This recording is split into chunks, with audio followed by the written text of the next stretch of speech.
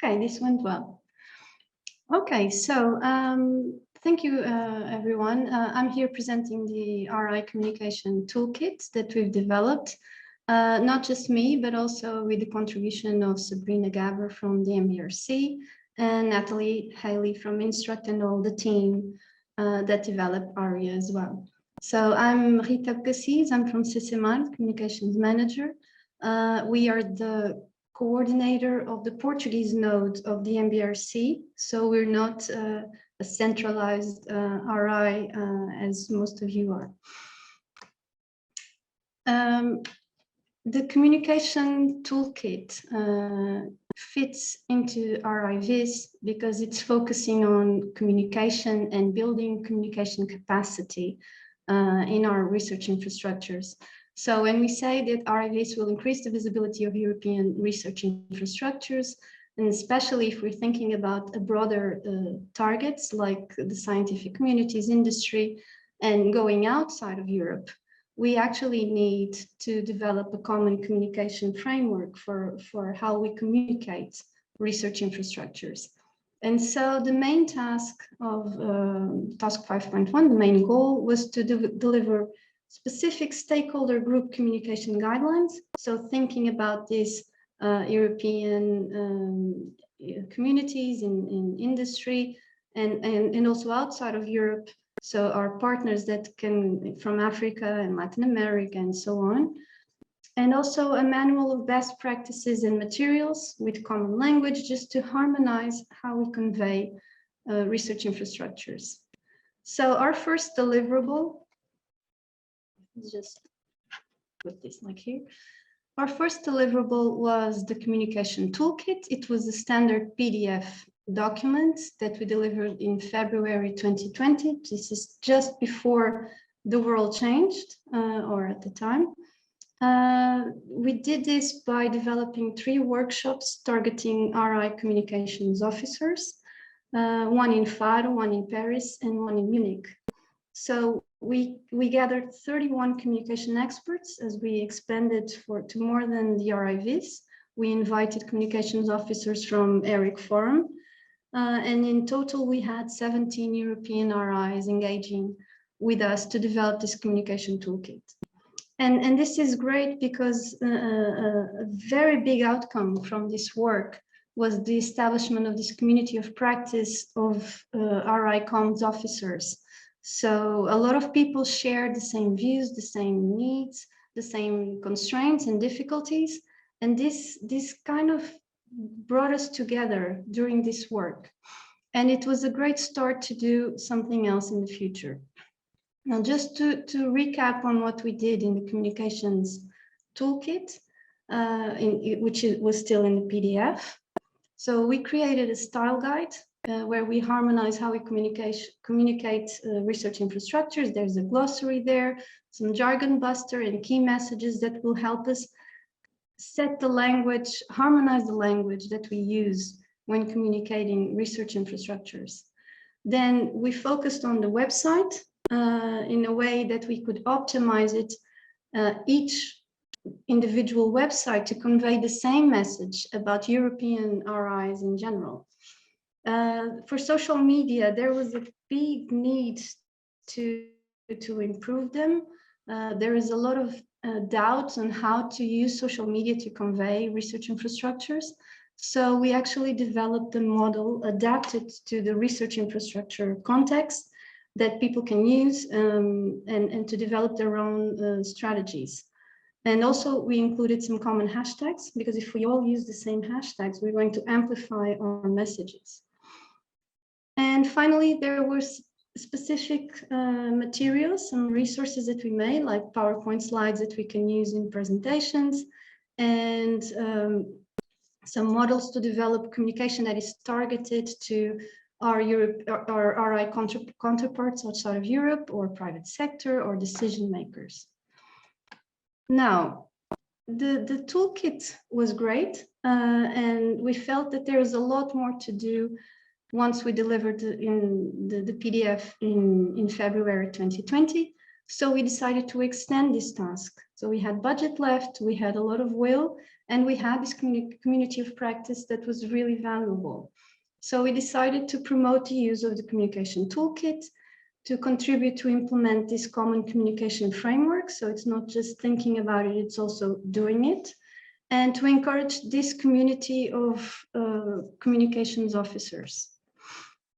So we set up a new milestone, which was called New Skills for Communication Officers, which is basically online training activities adapted to the needs of communications officers. This need became apparent during the workshops, as I told you, and we used the budget that was remaining from the first workshops to do these training activities. This was led by the MBRC with Sabrina and CCMAR. So the online communication training took place between March and June 2021. There was 8 sessions in total. We had just one morning each week reserved for training, so that people could incorporate those lessons that they were learning in their daily activities. In total, we had 42 participants from 19 research infrastructures. And I can tell you that if we had more vacancies, we would fill them up, because this was requested by a lot of people.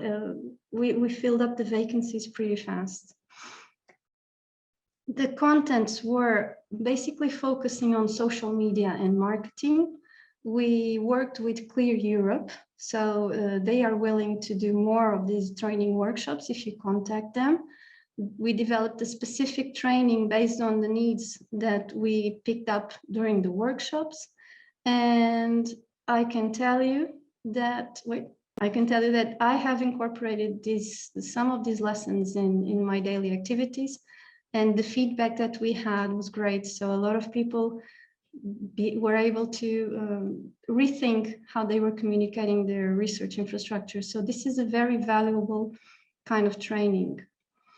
We also incorporated a new deliverable that Natalie mentioned before, which is the online communication platform and toolkit. So what we thought was that doing just a PDF was not enough. It's not a very dynamic kind of product, and it would be much more user-friendly if we transpose the toolkit into a digital format. And it would also ensure a wider use of this toolkit. And also it will enable us to grow and to continue to share resources that can come up in the future. So this was led by Instruct, Eric, and Das from CCMAR, using funding that was available from Task 5.1 and Work Package 4. The Communication Toolkit, you can find it at that link. I think it was shared already in the chat. It's an online platform built on ARIA. Instruct kindly developed a lot of custom features specifically for this toolkit, but they can be used later for other pages, as Natalie just told you. We were able to transpose the toolkits into a web-friendly version in the style guide and the guidelines section.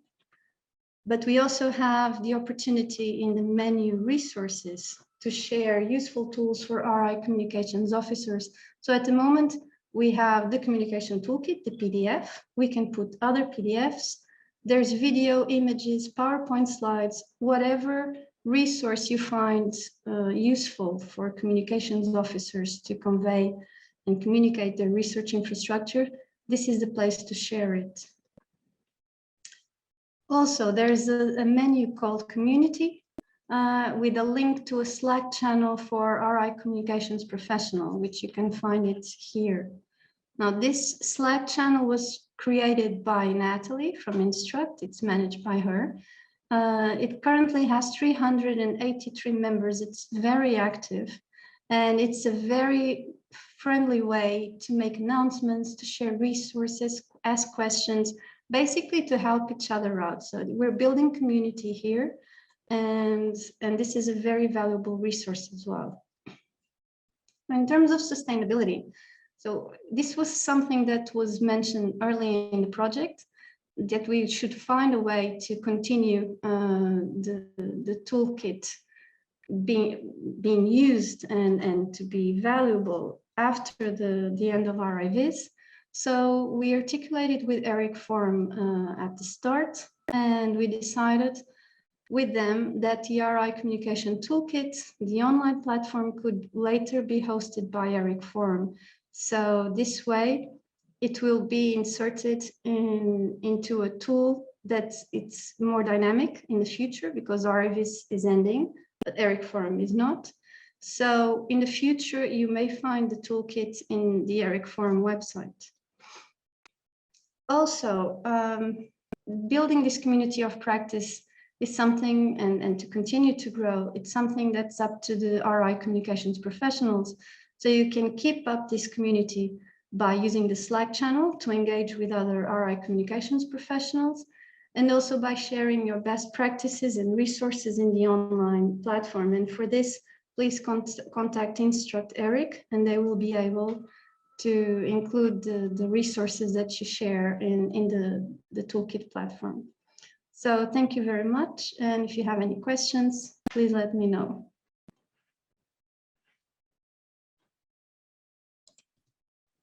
Are there any questions for Rita from the audience? Again, you can write them in the chat, or you can raise your hand if you'd like to ask them live.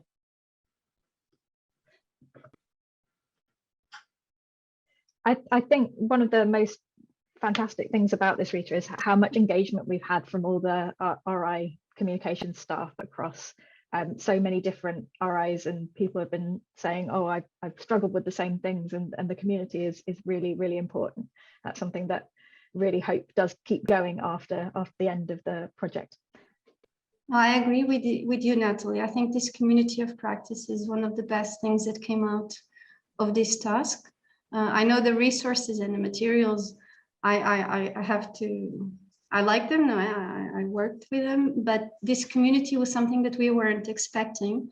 And it's something that it can help us in future projects as well. So you can actually build from that. Thank you. Claudia, I think you've got a question. No, I wanted to comment about that specifically, about the community. And I think research infrastructures are very diverse. Some are large enough to be able to have a specialist communication people in them. But some of them, somebody that has a different role find themselves having to do communication. Then this toolkit and this community are particularly important, because if you are not a specialist, you can find out in the toolkit what other tools are available. But also through this community, you are able to ask the specialists what to do in different opportunities. And personally, that is my situation. I am not a communication person trained, but through the fantastic interactions with people like Rita and Sabrina and Caitlin and many of the other specialist communicating people, I have been able to learn a lot, and I think this community is very important that way. And I want to thank the colleagues for all the learning, and invite people that they don't recognize themselves as communications, but they have a side activity in communications to join, because then they can learn from the specialists. So we've got a question from Susan, but before that, we've got two questions that came in on the chat. So from Katerina, thanks for a great job. Is it planned to continue in organising workshops? Rita, would you be able to respond? Not at the moment. We're not organising any more workshops, but I think in the future, if there's similar projects like RI-VIS, I would suggest that we include such trainings and workshops, building on this community, and to further improve how we communicate research infrastructures. I have to say, research infrastructure as the definition of research infrastructure is still on its early steps. It's hard for people to understand what a research infrastructure is at the moment. I usually said in the workshops, like, imagine an NGO.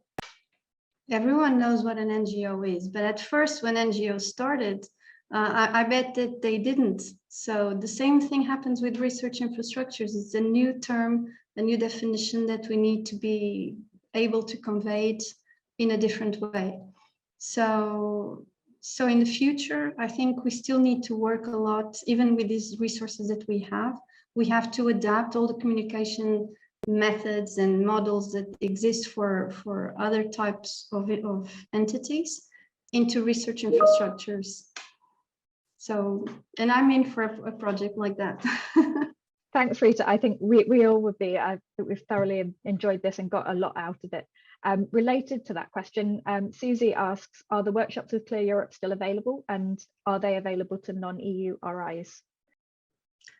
I think Clear Europe is willing to develop new workshops. I can tell you that it's not that expensive, but it has to be paid. If you gather a large number of participants, like 40 participants that we had, that was very, very useful. I mean, we could actually interact and we could do a lot of exercises together. So 40 was a very good number. I guess and it's very easy to find these participants, because if you open up the registrations, I'm pretty sure that you're going to find it, now that we have 380 members at the Slack channel. So I think it would be pretty feasible to develop new workshops, but they would have to be paid at the moment, because Clear Europe is a company and they're professionals. I'm pretty sure that they will ask for money. I think on that topic, we've also gained a lot, though, just from experience sharing. So Clear Europe provided a professional input to that, and we targeted specific topics. But even when we were doing the workshops to develop the toolkit, people found those workshops very useful to share experiences and things like that. And that would be a very low cost, if it was done virtually, way of setting something like this up. So I think there'd be lots of people who'd be very keen to attend something like that. And so there's the two options. There's Clear Europe provided a very, very high level of content, and also your colleagues are a great source of information too. Susan. Just very quickly to wrap up this session on communication, as a coordinator of the Instruct ERIC Hub, I can't emphasize more the value of having an efficient communication strategy and someone who can implement that. We as a research infrastructure have been operational for almost 10 years now, but we only appointed our full-time communications officer in the last 2 years, and I can't say more strongly how useful and valuable it has been to have somebody with John's skills, but also who can be there to implement them so efficiently. And it's not just a case of supporting outreach to international partnerships and so on. It's to reach your own user community and the people within your own field of expertise, and let them know what you're doing in your own research infrastructure. And so I think this communication toolkit, as it developed, I was really impressed with the professionalism that was there to help shape it into the toolkit that it now is. And it really is very useful for those research infrastructures who haven't quite made it to the stage where they can engage their own communications officer, but have those resources through the toolkit to really help them to be more efficient in reaching out and be more visible. So I thank you very much, Sabrina, and all your colleagues for developing such a useful toolkit. It really is very impressive. Thank you.